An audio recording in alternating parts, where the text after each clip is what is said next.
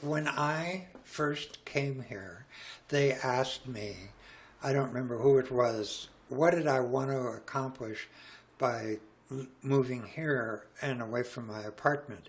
And I said there were two things I very specifically wanted. One, I wanted to get my health back because my health was really awful at that point. And the other thing was I wanted to go on writing and finish writing this story that I've told you about. And both of those goals are doing extremely well. And for the people listening, I just want to say it is this wonderful science fiction story that just thinks about life in space differently than almost any other science fiction that I've seen. Thank you. I walked away from listening to you talk about it, just like, why don't people think of color in space and culture? And it was just, it really made an impression on me. And what's happened is that my physical health is awesome compared to what it was over a year ago when I moved here. You look so much happier and just present. I have a very excellent physical therapist, and I meet with him almost every week. What I feel so good about, I'm happy with, is that as my physical health kept improving, my writing did too. My writing came alive because I was doing something physical.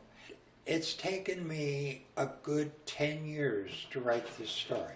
I mentioned the story to Suzette, and then she told me that you are doing something very special with this story. You all have started a writing club. You've been sharing your story a little bit every week, and that really gets everyone into the groove. It makes everyone comfortable, and she feels like that has been a really cool gift you've given this group. The thing is that when I read from my story, when we have the writers group, it feels like I'm taking over the meeting.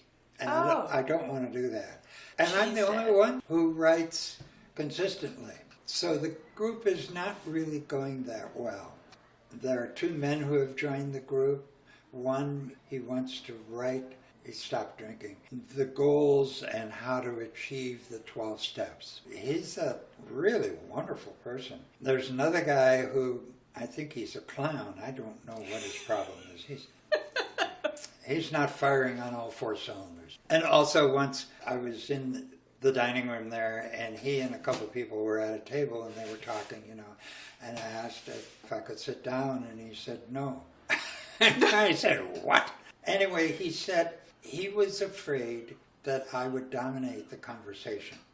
I mean, yeah, I can do that. But he said that 4 times. The thing is, he and I had been good friends. And now he doesn't want me at his table, so we just walk past each other, and I refuse to talk to him. Well, I understand in this group, there have been days when things like have been kind of slow or haven't been going so well, and you've done things like you come in with the beginning of a story, not your story, just any story, and you've encouraged this yes and thing. Then yes, and then this happened, yes, and then that happened, and that type of give and take. Well, I just have to say, Suzette thinks the world of you, and she doesn't think the group could be what it is without you there. Well, the problem is it drags me down. Oh.